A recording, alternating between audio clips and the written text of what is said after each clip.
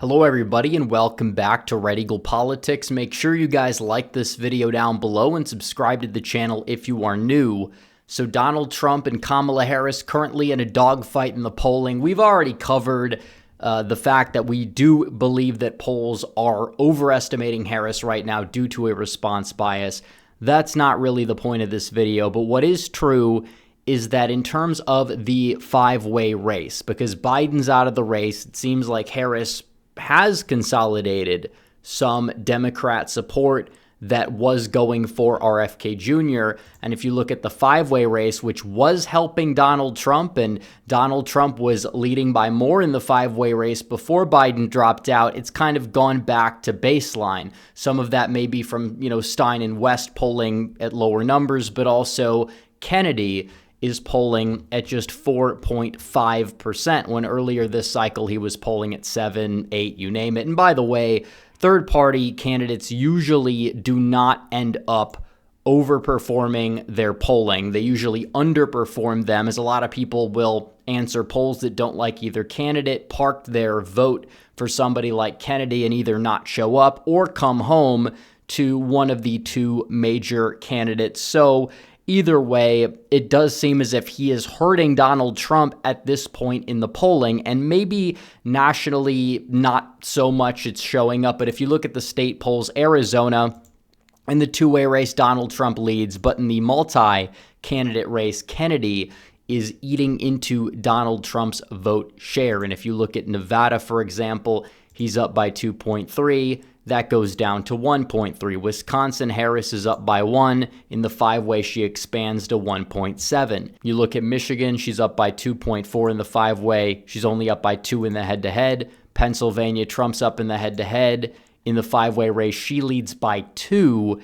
North Carolina, the five-way race is tied. Trump leads by 1.2 in North Carolina. Georgia, Trump leads by 1. In the five-way race, he actually does expand his lead to 1.7, the only state where that's kind of a little bit of an outlier. But what it is showing overall is that the effect of RFK Jr. on Donald Trump went from helping him to kind of weighing him down a bit. Now, that's not to say that at the end of the day, RFK Jr. would have a massive impact, but this election could be decided by 1,000 votes in a state like Pennsylvania. And Donald Trump is going to need to make sure that he can find every voter possible to turn out and get those people's votes so he can win those states. And anybody eating into his column as it stands today is a problem. Just like Stein and West, they may not be as much of a problem for Harris as they're a problem for Biden, even though it doesn't seem like the whole Palestine crowd is really all that down with Kamala Harris either. But the effect is not exactly what it was going to be, give or take a month ago. And when you look at RFK Jr.'s campaign, he's still campaigning, but his campaign is almost broke. And what does this tell you? It tells you that he has no path forward. And you could say, well, he never had a path forward, but there's always this third-party cope that, if we hit 5%, we're going to get a ridiculous amount of funding. We're going to get, some sort of legitimacy. The Libertarians did this with Gary Johnson back in, 2016. They said, we'll just hit 5%. That would be a major victory. But it doesn't really seem as if that's going to entirely be the case at this point. And we could say maybe RFK Jr. in a state like Maine or New Hampshire could make things interesting because his appeal there might be different. But the main way that Donald Trump is going to reach 270 electoral votes are through the main 7. And in 6 out of those 7 states, the 7th state basically being Georgia, which could even be an error, RFK Jr. hurts Donald Trump at this point, or at least the third-party candidates combined hurt Donald Trump. Georgia might be a little bit different in terms of, Stein and West polling well, or Cornel West possibly eating into Kamala Harris's numbers among black voters, for example, in Georgia, more so than RFK Jr. being the determining factor there in that five-way race swing. But in the other states, RFK Jr. is definitely weighing down Trump, but he possibly is in Georgia too at this stage in the game. Maybe it could change if Harris implodes and some of those voters that kind of are now parking their votes with Harris might decide to not vote for her. But either way, it's we could speculate all day RFK Jr., even with Biden in the race, it was like 50-50. Now he's definitely taking more from Trump, and he is broke, which does beg the question, does he really want to win, or does he want to play spoiler? And what side does he really want to spoil more? It's clear that he wants to spoil the Democrats more. Yes, he's attacked Donald Trump. That's 100% true. But him and his campaign, they said, we have a plan to defeat Kamala Harris this November. Well, the only plan to do that would be to drop out of the race and endorse Trump. Should he keep his name on the ballot? That's another question. It's possible. But, if he endorses Trump, those voters, could they go to Donald Trump in exchange for a position in the administration? Yeah, because you have no path to victory. You have no path to a job in 6 months. You'll probably get something in the Trump administration. I don't know what it's going to be, but that would be a deal that you would want to make if you really want to spite the DNC, which froze you out of everything. And it seems like that's his number one priority, is to spite the DNC, because he's attacked Kamala Harris a lot more recently. And that's not to say that he hasn't attacked Trump. He has his grievances with Trump. He thinks that Donald Trump didn't drain the swamp enough, which is a very tough thing to do. But if he is on Trump's campaign, that could be a good thing for messaging. If he says, I'd like to hear you talk and campaign about, draining the swamp and reducing bureaucracy and all stuff like that, that could actually resonate with voters. And that's what Trump did down the stretch in 2016.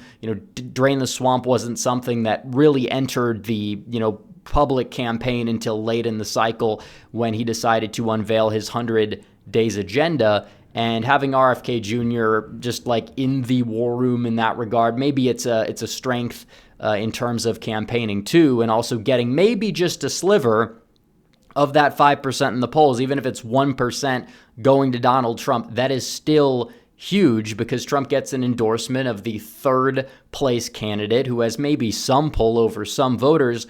Every vote counts in an election that could come down to 1,000 votes in Georgia, 1,000 votes in Pennsylvania, 1,000 votes in Wisconsin, Arizona. It's going to be a close race. A lot of presidential elections are close races, closer than they probably should be, but this is the era we live in. So is it possible it could happen? We have audio right here from RFK Jr.'s running mate, Nicole Shanahan.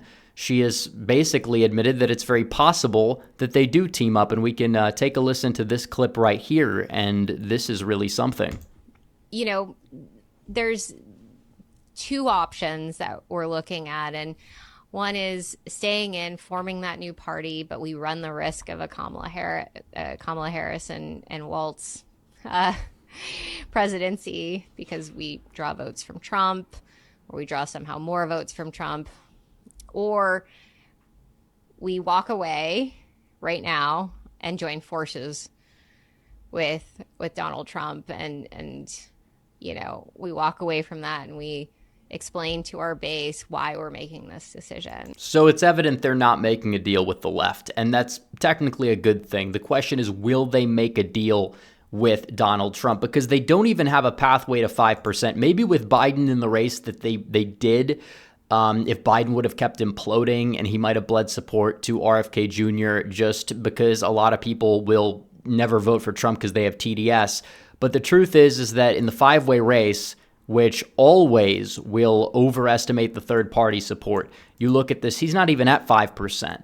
In fact, the last two polls, he's at 4% and 2%. He's probably not even going to get 2%. That would be my prediction at the end of the day. I don't see a path forward, especially because the campaign is almost broke. So how are you going to change the narrative as things stand today? It seems like they want to defeat Harris more than they want to defeat Donald Trump, and have hinted that they would rather join forces with Trump than join forces with Harris. So why not exactly do it? I think they should. You look at the Hillary Clinton, the four-way race between Trump and Clinton back in the day. Gary Johnson was polling higher than RFK Jr. He actually got 3.3%. I don't think RFK Jr. is even going to get that, because you look at Trump and Harris.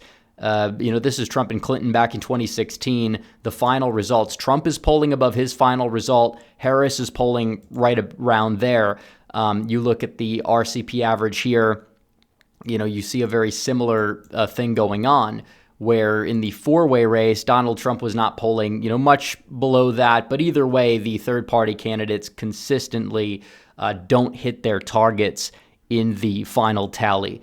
And it's really just something that happens election cycle after election cycle, because that's just how polling works. People that are undecided might park their vote there. They rarely actually end up voting for them. And even the people that are saying, oh, I'll vote third party, a good chunk of them are going to go home. And even in some of these polls, they ask you, are you going to be 100% committed to your candidate? Trump and Harris are going to be in the 90s, and then RFK Jr. is going to be like at 45%. So basically, you kind of see you're not even going to have that many people show up for RFK Jr. There's no path forward to 5%. And Donald Trump was also asked about this possibility here in Michigan today. We'll play this clip as well.